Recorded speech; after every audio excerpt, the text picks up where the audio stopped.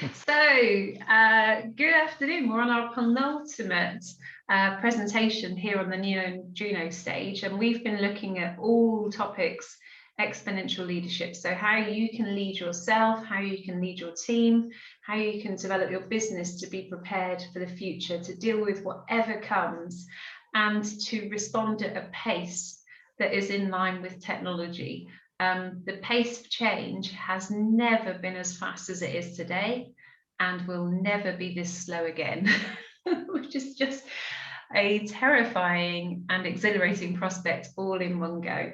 And throughout these 3 days, inviting friends, colleagues, partners to the stage with us to explore different aspects of exponential leadership. And this particular talk leads on beautifully from this concept of looking out to the future and resilience, and kind of the idea of organisations being vigilant and understanding what's going on internally and externally. And I'd like to welcome Matthew Payne, who's an established consultant with a number of different successful interventions in within large commercial organisations, within schools, within government departments. So a real breadth of experience. And so Matthew, hi, tell us a little bit more about you. Good afternoon, Claire. Yes, so I have a very broad range of experiences in terms of change and transformation within local and central government, travel, airlines, fintech, universities, and I'm currently doing a piece of activity in the university in terms of a transformation program involving IT. So yes, a breadth of experience would be a good way of putting it. And from that work, you know, I'm guessing you've seen many highs and lows and consistent patterns that show up when businesses are struggling, or issues in that external environment or in their internal operating environment that just get in their way. Exactly. So what kind of triggered my thinking about organizational resilience was really around two things, which was about the short-termism of thinking, and how many of the organizations that I was working in were thinking about things in very short time windows, and really they were incredibly reactive to circumstance instead of thinking about the future in any real way. And then the other piece was around how reflecting on how people have managed the pandemic and how they've managed the human factors that have been impacted by the pandemic, and how about different people have experienced the pandemic in different ways, and actually how a kind of one size fits all doesn't work. So that kind of relationship between a very myopic view and a very insular view, and then a very kind of controlling and controlled view of their workforce, made me really think about, okay, how can we do things differently? And I was really agitated by this idea of going back to normal. And actually, actually what was happening wasn't necessarily for everybody and in every circumstance great. So how could we create a new normal that actually allowed businesses to be more successful, but actually people to be more, find more meaning in their work, and find greater connection to the purpose, their own purpose, and the purposes of the businesses they were working in.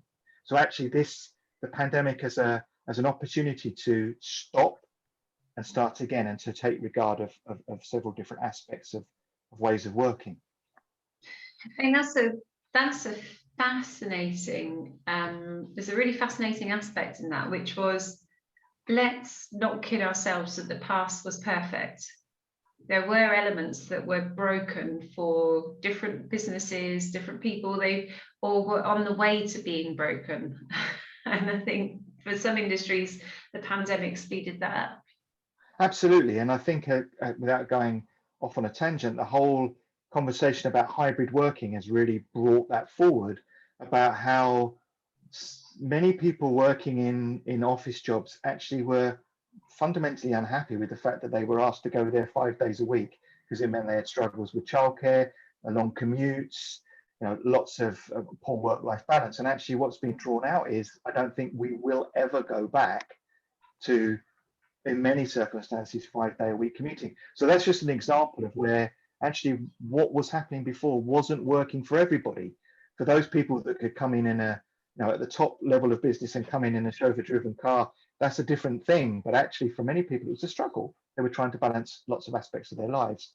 So yeah, the idea of let's get back to normal because that was great isn't necessarily true.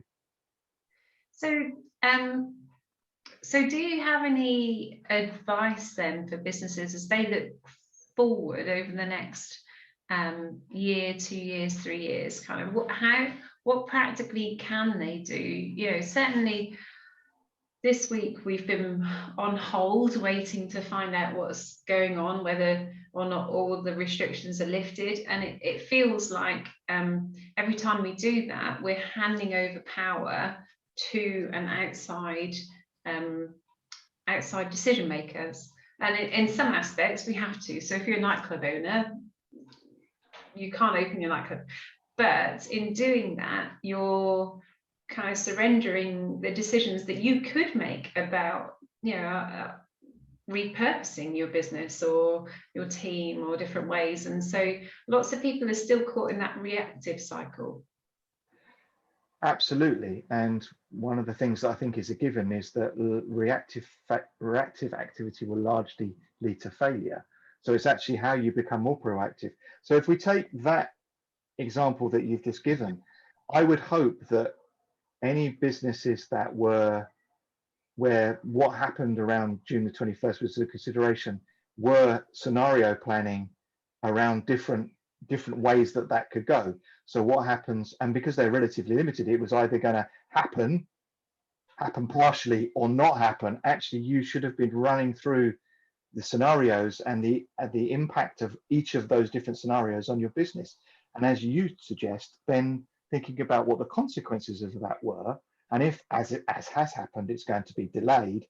Actually, so what does that mean we can do? What happens as a result of that? And then I would then be thinking about, well, again, we've been told that it won't not happen next time, but I would want to still be thinking about the fact that it might not happen, because who knows? So I guess, and my view is that you can start with small steps. I mean, Claire, you and I have talked about the kind of whole imagining the future, about creating futures, but that's quite a big jump from people who aren't really thinking about the future to going to thinking about a future or futures. So I think it's around small steps, and it's around thinking about forecasting in the first instance. So there's a really great example that in terms of thinking about what that means, because we all look at weather forecasts. We've looked at weather forecasts today, and actually you look at weather forecasts and you think, okay, it looks like it's going to rain. That's just looking at the forecast. If you then think, right, I need to take an umbrella with me, you're actually taking that forecast and applying it into your activity and doing something as a result, taking an action, not just thinking it's going to rain, stepping out and getting really wet. So for me, the really important first step for people is to start to think about, what do they know about the future? What things can they start to predict? What things can they start to forecast? And then start to bring that back in and start to make plans to do something with that future, to bring the future into the present. And I think that's the kind of first step that I want to do with people. And I mean, what I like about that real world example is that you're suggesting that actually we do look to the future all the time. We make decisions on whether we're going to wear shorts or whether we're going to carry an umbrella because we look at the weather. And so sometimes transferring that into a business environment, it all feels too complex or too difficult or too uncertain, too much change. Whereas human beings are used to change, really. So there's building on that, I think what's interesting for me is around diversity of input and actually taking advantage of the different views of the world that may well be within your business. And I'll kind of try and explain what I mean by that. So in terms of, just take the weather forecast example. If you're like me, you often don't just look at one weather forecast. You might look at the Met Office, you might triangulate that with the one you saw on the television. You might then look at another weather app, particularly if it's really important what's going to happen. You know, the weather is important to the activity for that day. So you triangulate it, you get diverse inputs, and you kind of then make a decision over either the one that you trust the most, the one that's most detailed, but you've consulted a range of forecasts to build that activity plan. And the other example of the importance of diversity was a conversation that I had a few months ago, which was around reacting to the pandemic and around businesses planning to manage their workforce. And the lady that I was talking to, she had come to this country from India. And what she said was, unfortunately, due to communal violence where she grew up, it was quite not uncommon for businesses to need to close for safety, schools to close. And actually what had been built up is a whole plan to deal with how businesses operated, how things got delivered if they weren't open, how schools taught even if they weren't open. So actually she had a whole experience, both as a child and as an adult, of lockdown. So actually, if the business that she'd been in had asked for her ideas about how to manage it, they would have got some real ground-based evidence. But of course, because of the position she had, she wasn't consulted. So something that's really, I think, is important is to look at the diversity of people within your teams. They come with different knowledges, they'll come with different life experiences. They'll have had different life experiences of the pandemic and beyond that. So actually, when you're thinking about the future and thinking about, in the first instance, forecasting, get a diversity of input and leverage that, because actually thinking about what the concept of absorptive capacity, which is the ability to take on new knowledge, assess it, decide whether it's important to do something about it. The diversity of knowledge that you have within your business will really help with that, because actually you're broadening the range of prior experiences. So actually it's more likely to land. And also you can create connections, novel connections between pieces of knowledge that you wouldn't have thought about. So I think there's something really interesting, which kind of chimes with the way the world is moving around things like Black Lives Matter and around diversity of opinion, that actually diversity of experience and diversity of thought can really help with that forecasting. And what strikes me is the depth that many different people bring to their roles. So it's rare that you have people with exactly the same personality, family history, life history, career history. And you know, I recall in my time as a leader being overwhelmed and surprised at people's past lives before they've got to this point, or even their connections. And so if you counted all of the bits of data that are in people's heads, and then the opportunity to combine those is phenomenal. So what do you think stops that from happening in organizations today? I think that people are still trapped by hierarchy. I think that even in the flattest organizations, then there's still a view that actually, because I've got a relatively more important position, then I know more than you do. And I also think people get trapped by not being able to abstract an experience. So to think, what they think is that if somebody hasn't done the job or worked in the industry that they're in before, then the experience that they've got can't translate. Yeah. So actually there's that power of past experience. And I've seen that a number of times where even people who are on the surface quite open and engaging, but actually what they're really looking for is to make connections based on past experience. And actually what they really think is that it's your past experience that counts. And that was very prevalent within the travel sector, for example, that actually if you hadn't done certain things, then your credibility wasn't there, even if you'd done you had experience that could really be abstracted and translate, and there was a kind of insularity around that, even at very senior levels.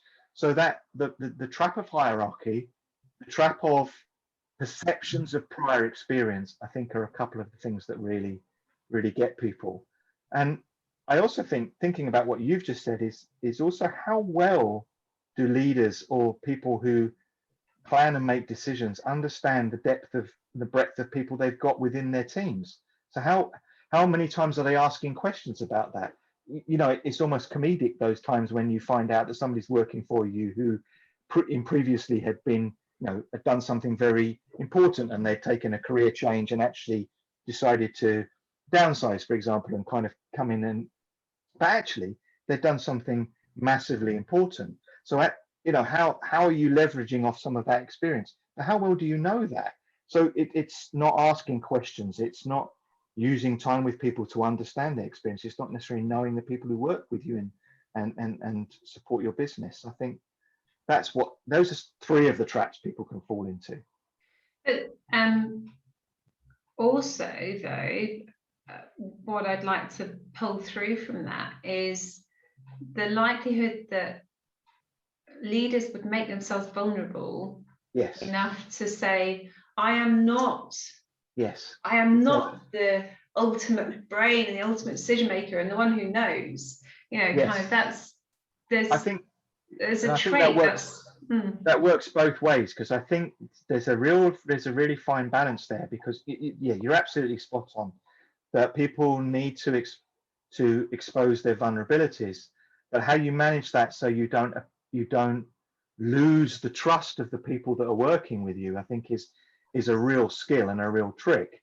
The ability to say that I don't know, literally to say I don't know. But when you think about it, so many of it, we say that all the time.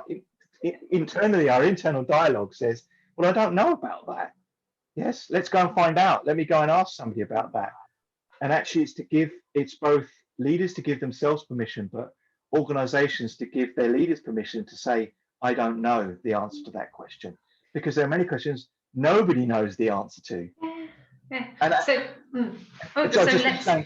connect that to that whole imagination thing that you and I've talked about in terms of imagining the future. Well, if you're imagining something, then you literally don't know, because you're creating it, so you're imagining it. So that's the ultimate vulnerability, is to imagine a future. So that language of, well, let's find out, or I want to hear your views, I want to hear your experience, kind of perhaps the way that you phrase that kind of means that you still hold on to your authority. You're not necessarily letting go of the power, but you're sharing it more widely. Yes. So you think of the subtlety of how you ask that question. So you're eliciting information, you're eliciting an opinion, you're eliciting a thought, you're trying to draw out an experience. You're not giving the decision to that person necessarily. You're not kind of going, oh, and throwing the baby to them. You're saying, tell me, what do you think? What does this tell you? What do you understand, about what's going on? And I think that's really, really, really important. And so much of that is about stopping and thinking about what you're trying to achieve. And I guess another trap that people have is they're not stopping and thinking through what they're trying to achieve. They're just kind of rushing from one thing to another. They're firefighting. So actually, it's to stop and think, how am I approaching this? How do I need to be perceived in order to get what I need? And does that relate back to your earlier point about purpose? Kind of how does purpose bring its way through in the modern business? So I think it's something that's talked about, and I think in many businesses it's not really that strong. And I think it's a really powerful way of engaging people, because I think if you can connect a business purpose to the individuals working within that business, their own purpose, then you've got a really great combination. But many businesses might have a mission statement, but how does that translate into what you and I are doing within that business? That may not be that clear. It may be not that clear about how everybody's abilities are being harnessed to deliver that purpose. So there's a really great way of building up relational and functional trust by connecting the way that communication happens, the way that people's abilities are harnessed, the way that action and activity is reported on, connects back to the purpose, that there's a real golden thread through from what everybody's doing on an everyday basis to the delivery of that purpose. And I think that really helps individuals to gain meaning from their work, and it helps to build trust. And then if you think about what we've just talked before about vigilance and about seeing and doing, then actually if you connect that seeing and doing to translate that into delivery of purpose, you start to get a real virtuous circle. So you're seeing and doing threats and opportunities to that purpose, but you're also communicating, harnessing abilities, and acting through people to deliver that purpose. So there's a real win-win situation there. And let me ask you a clarifying question then. Are you saying that the purpose, necessarily has to link through to SDGs, social development goals, kind of at that big community level, or do you see purpose as something that could be, say, profit driven, or for technical excellence? Does a purpose always have to be big and altruistic? No, not in the sense that you've just said it. I think it just has to be really clear to people what the intent of that business is. What are we here to do? What is your role for? How does that contribute to the delivery of that purpose? So yes, I get where you're going. Purpose doesn't necessarily have to be completely altruistic, but I think it has to look just beyond profit. It has to look at what value is this business bringing to the wider community. Yeah, but I don't think people should shy away from saying we can deliver that value and make a profit. Yes. And I think it's about thinking about that purposeful business, which I think is what's probably in your mind. But actually, even those bigger, large corporations have a purpose to deliver value to the consumer and to their customers at the same time as making a profit. I think that what you need to do is to connect what people's work is to that purpose. Yeah. And just thinking at an individual level, kind of if you, and with some of the work that I do with my clients, we try to establish a purpose, a soul's purpose, a mission. But once you get that, it's a lot easier to connect intention. And you find extra energy, you find extra determination when you connect intention to a core purpose. And I guess what we're describing here is how that transfers from that individual to a group or to an organization level. You can still have the same parallels. Yes, and it's nested. It works round in a circle. It goes up and down. There's an absolute connection between those, between me as an individual, my immediate team and its leadership, and the wider leadership of the business. And actually what you want to make sure is that there is a nested connection centered on purpose between those three aspects. And that's been shown to be, if you can hit that together and make that connection, that's what really drives things. And then if you, as I say, go back to the thought that what you're looking to the future for is, so what opportunities have we got to better deliver our purpose? What challenges might present themselves to the delivery of our purpose? You can really start to center and fix what you're looking at against that purpose. So it really helps you to do that. Yeah. And one of the terms that we've used when we're describing kind of our parallel works or streams of work is around vigilance. How does vigilance fit into this picture? So I think for me, it's around, again, how you're using all the aspects that you can in order to be vigilant. So there's if you're a leader, it's your own vigilance, but also how are you harnessing the vigilance and encouraging the vigilance of others that work with you that may be experiencing aspects of your purpose in different ways, and actually can add to that. So there's a diversity of vigilance. There's the whole idea around what stories of vigilance are you telling within your organization? So how are you saying, well, you saw that, and actually we thought about that, and then we did that as a result. So they start to build that narrative around vigilance. There's also, what networking are you doing? What external bodies are you part of? What sector specific things are you looking at? Are you being very insular, or are you engaging? How are you taking those opportunities to be vigilant?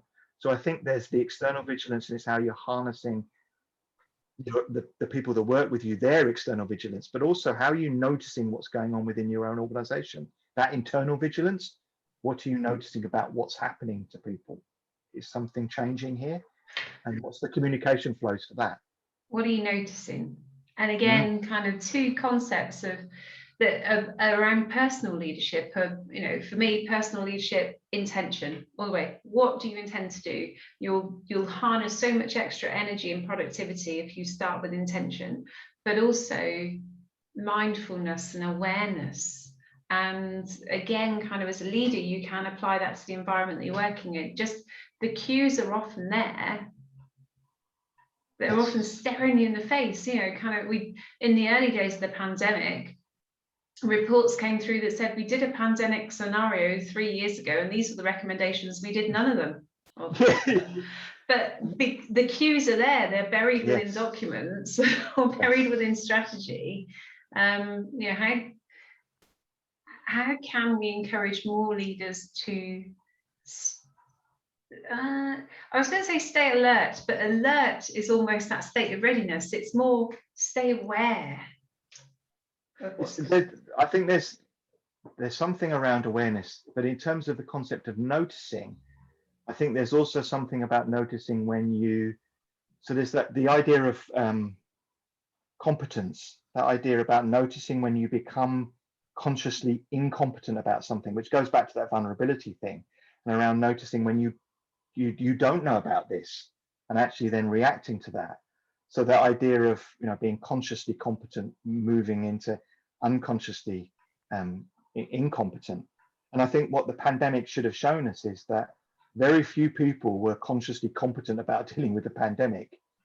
So actually it gives everybody a reason to reflect and think, okay, actually, at what point did I realize that I didn't know what was happening here?